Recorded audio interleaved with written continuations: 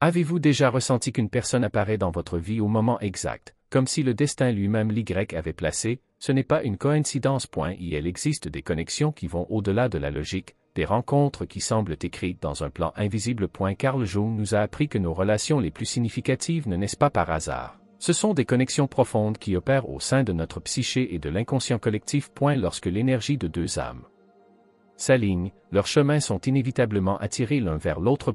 Il ne s'agit pas seulement de chimie ou de compatibilité superficielle, mais d'une résonance plus profonde où des archétypes cachés de notre psyché entrent en jeu. Jung parlait de synchronicité, ces événements qui semblent coïncidentels mais portent en réalité une signification cachée. Une connexion qui transcende le temps et l'espace. Cette attraction entre deux personnes ne découle pas uniquement du désir ou de la logique consciente, mais de quelque chose de bien plus puissant. L'inconscient en chacun de nous existe comme un monde caché, un espace où résident nos ombres, nos souvenirs réprimés et nos désirs les plus authentiques. Lorsque nous rencontrons quelqu'un qui touche les fibres les plus profondes de notre être, nous le ressentons instantanément. C'est comme si l'âme reconnaissait quelque chose de familier chez l'autre, comme s'il y avait un pont invisible unissant deux destins. Ce n'est pas seulement que vous vous sentez bien avec cette personne, c'est que quelque chose au fond de vous vous dit qu'il y a quelque chose à apprendre.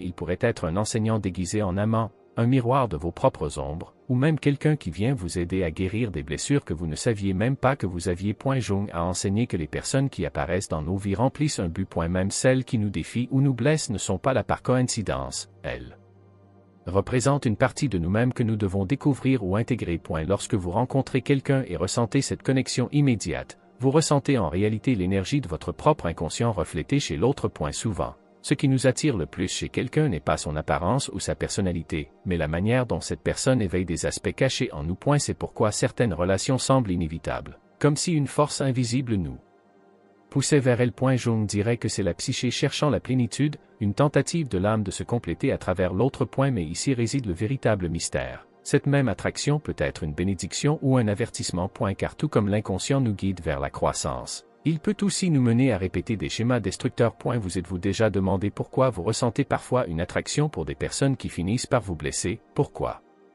tombez-vous encore et encore dans les mêmes types de relations? Jung nous dirait que ce n'est pas une coïncidence, mais le résultat de blessures non guéries cherchant à se résoudre à travers nos relations. L'inconscient projette sur les autres ce que nous n'avons pas encore reconnu en nous-mêmes. Si vous portez en vous la peur de l'abandon, l'insécurité ou des blessures passées, vous attirez des personnes qui reflètent ces mêmes blessures. Le destin est cruel, mais parce que votre psyché essaie de guérir par la répétition. C'est comme si l'univers vous plaçait devant un miroir pour que vous fassiez enfin face à ce que vous avez évité. Mais si vous n'en êtes pas conscient, vous finirez piégé dans un cycle de douleur sans comprendre pourquoi vous continuez à attirer la même situation. C'est pourquoi les relations les plus profondes apportent non seulement du bonheur, mais aussi mettent nos ombres en lumière. Jung a enseigné que le véritable amour n'est pas seulement une source de plaisir, mais aussi un chemin de découverte de soi. Les personnes qui entrent dans nos vies et laissent une empreinte sont celles qui, d'une certaine manière, nous forcent à nous voir plus clairement. Bien que le processus soit parfois douloureux, c'est aussi une occasion inestimable de grandir et d'évoluer. Toutes les connexions que nous vivons ne sont pas destinées à rester. Certaines personnes entrent dans nos vies uniquement pour remplir un but spécifique, pour nous enseigner quelque chose que nous devons apprendre avant d'avancer. La véritable question n'est pas pourquoi certaines personnes entrent ou sortent de votre vie, mais quelles leçons elles vous ont laissées. Lorsque vous vous permettez de voir vos relations sous cet angle, la douleur de la perte se transforme en gratitude et en apprentissage. Vous cessez de vous accrocher à ceux qui ne sont plus présents, et vous commencez à comprendre que chaque connexion a son temps et son sens. Les âmes se rencontrent lorsqu'elles ont quelque chose à s'enseigner mutuellement. Parfois, la leçon est l'amour, d'autres fois, c'est le détachement, et parfois, c'est simplement un rappel de qui nous sommes au fond. Mais ce qui est certain, c'est que chaque rencontre laisse une empreinte sur notre psyché, un écho dans notre inconscient qui nous transforme de manière que nous ne pourrions même pas imaginer. Lorsque l'énergie de deux âmes s'aligne, il n'y a pas de barrières qui peuvent empêcher leur connexion. Mais lorsque cette énergie devient désalignée, aucun effort ne suffira à maintenir ces personnes ensemble. Jung nous enseigne que la véritable harmonie ne consiste pas à forcer les choses, mais à les laisser s'écouler naturellement. Si une connexion est authentique, elle résistera à l'épreuve du temps et de la croissance personnelle. Mais si une relation commence à sembler forcée, c'est un signe que quelque chose a changé, que les chemins commencent à se séparer. Et la plus grande erreur que nous commettons est de nous accrocher à des personnes ou à des relations qui ne vibrent plus à notre même fréquence. Nous nous accrochons par peur, par habitude, ou parce que nous croyons que nous ne trouverons jamais mieux. Mais lorsque vous vous accrochez à ce qui ne vous appartient plus, vous vous fermez à la possibilité que quelque chose de nouveau, plus aligné avec votre évolution, entre dans votre vie. Jung dirait que cette résistance au changement fait partie de l'ego, cette partie de nous qui craint l'inconnu et préfère le familier, même si le familier nous fait du mal. Mais la vérité est que la vie nous guide toujours vers l'endroit où nous devons vraiment être. Et lorsque vous faites confiance à ce processus, vous commencez à voir que chaque fin est en réalité un nouveau commencement. Lorsque vous permettez aux relations qui ont rempli leur but de partir, vous créez de l'espace pour de nouvelles connexions. Des connexions qui reflètent votre vrai moi. À ce moment de votre vie, le véritable amour n'est pas possession ou contrôle, mais liberté et croissance. Et il ne s'agit pas de trouver quelqu'un pour combler nos vides, mais de partager notre plénitude avec un autre être. Lorsque deux âmes se rencontrent au bon moment, leur connexion transcende la logique, le temps et l'espace. Elles n'ont pas besoin d'explication ou de justification, elles sont simplement là. Et lorsque cela se produit, l'énergie entre elles devient si puissante que leurs chemins sont inévitablement attirés l'un vers l'autre. Mais pour que cela se produise, vous devez d'abord faire le travail intérieur. Vous devez explorer vos ombres, guérir vos blessures et vous connaître à un niveau profond. Car ce n'est que lorsque vous êtes vraiment conscient de qui vous êtes que vous pouvez attirer des personnes qui résonnent avec votre véritable essence. Jung a enseigné que la plus grande aventure de la vie n'est pas de trouver quelqu'un d'autre, mais de se trouver soi-même. Et lorsque nous le faisons, les bonnes connexions arrivent naturellement dans nos vies sans avoir besoin de les forcer. Alors la prochaine fois que vous ressentirez cette connexion inexplicable avec quelqu'un, arrêtez-vous et réfléchissez. Demandez-vous, que me montre cette personne sur moi-même? Quelle partie de mon inconscient émerge à travers cette relation? Est-ce une connexion qui me nourrit et m'élargit, ou est-ce un reflet de schéma que je dois briser? Car au final, la réponse n'est pas à l'extérieur mais en vous.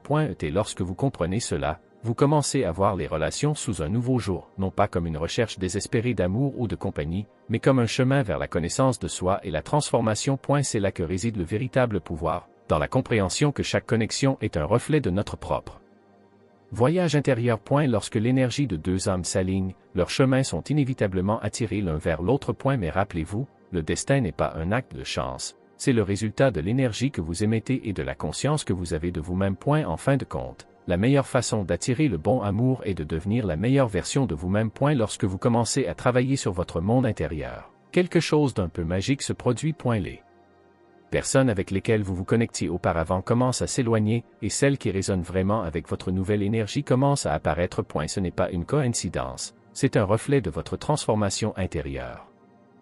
Jung nous a appris que la psyché humaine n'est pas seulement un conteneur de pensées et de souvenirs, mais un champ vibratoire qui communique avec le monde qui nous entoure. Ce qui se passe dans votre inconscient se reflète dans la réalité que vous vivez. C'est pourquoi certaines personnes semblent trouver l'amour au moment parfait, tandis que d'autres restent piégées dans des cycles de relations échouées. Ce n'est pas une question de chance, mais de conscience. Et si vous avez encore des blessures ouvertes en vous, vous attirerez ceux qui reflètent ces blessures. Si au fond de vous, il y a une croyance que l'amour fait mal, vous finirez dans des relations où cette croyance devient réalité. Jung dirait que ce n'est pas le destin qui vous punit, mais votre propre inconscient qui essaie de vous montrer ce qui doit encore être guéri. Ce phénomène s'appelle la projection. Ce que vous voyez chez les autres est en réalité un reflet de quelque chose en vous-même. C'est pourquoi certaines personnes nous inspirent tandis que d'autres nous causent du rejet ou de la douleur. Non pas parce qu'elles sont spéciales, mais parce qu'elles éveillent des parties de notre psyché que nous n'avons pas encore intégrées. Jung a dit que l'inconscient cherche la plénitude, et il le fait à travers les relations. Ce qui vous attire ou vous repousse le plus chez quelqu'un est en réalité un message de votre propre âme, un code indiquant ce que vous devez encore comprendre sur vous-même. Si vous parvenez à comprendre cela, vos relations changeront à jamais. Vous cesserez de vous sentir comme une victime du destin et commencerez à comprendre que chaque personne qui entre dans votre vie a un but. Certaines sont là pour vous aimer, d'autres pour vous défier, et d'autres simplement pour vous apprendre à lâcher prise. Mais toutes, sans exception, sont des reflets de votre propre énergie. Lorsque vous réalisez cela, vous cessez de chercher désespérément la bonne personne et commencez à vous concentrer sur le fait de devenir la meilleure version de vous-même. Car ce n'est que lorsque vous êtes entier en vous-même que vous pouvez attirer quelqu'un qui résonne avec cette plénitude. Mais ce chemin n'est pas facile. Jung nous a averti que la connaissance de soi nécessite du courage car cela signifie faire face à ce que vous avez évité pendant des années. Cela signifie regarder à l'intérieur et reconnaître vos peurs, vos blessures et vos ombres. Cela signifie accepter que certaines relations n'ont pas fonctionné parce qu'au fond, vous n'êtes pas encore prêt pour l'amour que vous prétendez vouloir. Nous aimons penser que l'amour est quelque chose qui arrive simplement dans nos vies sans effort, mais la vérité est que l'amour est une construction qui commence en nous-mêmes. S'il y a du chaos en vous, vous attirez le chaos. S'il y a de la peur en vous, vous attirerez des relations remplies d'insécurité. Mais s'il y a de la paix en vous, vous attirerez des relations qui reflètent cette paix. C'est une loi universelle. C'est pourquoi avant de vous demander pourquoi vous ne pouvez pas trouver la connexion que vous désirez, posez-vous une question plus importante. Qui suis-je à ce moment, car le type d'amour que vous recevez sera toujours un reflet de l'amour que vous avez pour vous-même. Si vous ne vous valorisez pas, vous attirerez des personnes qui ne vous valorisent pas non plus.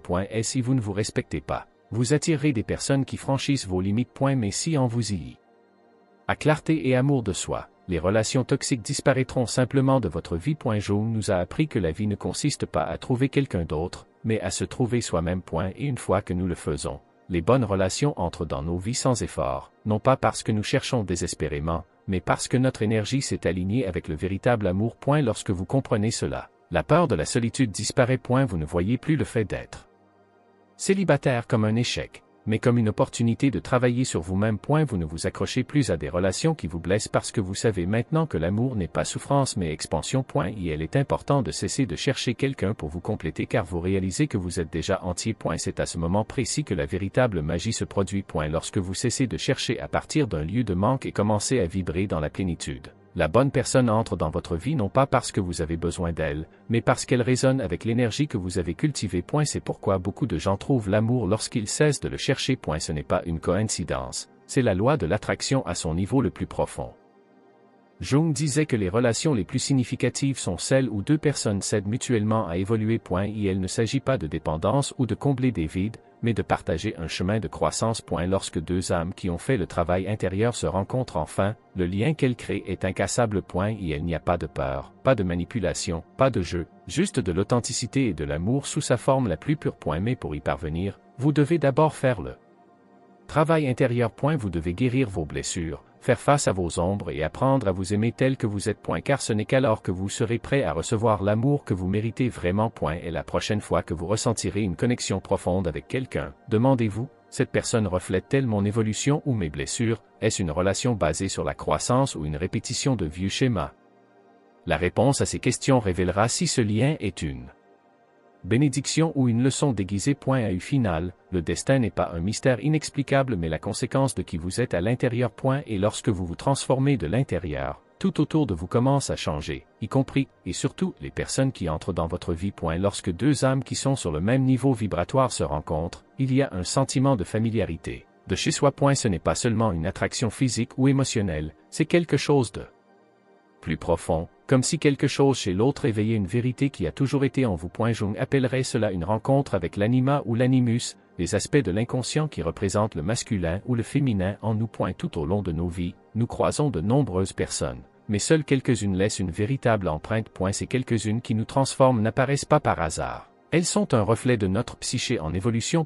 Et si vous êtes dans un moment de croissance, vous attirerez quelqu'un qui vous pousse à évoluer. Et si vous portez encore des peurs non résolues, vous attirerez quelqu'un qui les déclenche. C'est pourquoi les connexions les plus intenses ne sont pas toujours les plus faciles. Parfois, la personne qui vous impacte le plus n'est pas celle qui vous apporte une paix immédiate, mais celle qui vous défie, qui éveille vos insécurités, qui vous force à vous confronter à vous-même. Ces relations ne sont pas toujours destinées à durer, mais elles ont un but, vous rendre conscient des aspects de vous-même que vous aviez ignorés. Mais voici le problème. Beaucoup de gens confondent ces liens avec le véritable amour et finissent piégés dans des relations destructrices, croyant que la souffrance fait partie de la connexion. Jung a averti que si nous ne sommes pas conscients de notre ombre, nous finissons par la projeter sur les autres. En d'autres termes, si vous n'avez pas guéri vos blessures, vous attirerez quelqu'un qui les reflète. À eu lieu de travailler sur vous-même, vous vous perdrez dans l'illusion que le problème vient de l'autre personne. Avez-vous déjà remarqué qu'après avoir quitté une relation difficile, vous vous retrouvez à répéter des situations similaires avec d'autres personnes? C'est parce que le problème n'était jamais l'autre personne, c'était l'énergie que vous portiez à l'intérieur, les schémas inconscients que vous continuiez à répéter sans vous en rendre compte. Le véritable amour, celui que Jung décrirait comme une connexion d'âme, ne génère pas de souffrance inutile. Il ne s'agit pas de drame ou de dépendance émotionnelle. C'est un amour où les deux personnes se rencontrent en tant que meilleure version d'elles-mêmes, sans besoin de manipulation ou de jeu de pouvoir. Cependant, atteindre ce type de connexion nécessite quelque chose que beaucoup de gens ne sont pas prêts à faire, le travail intérieur.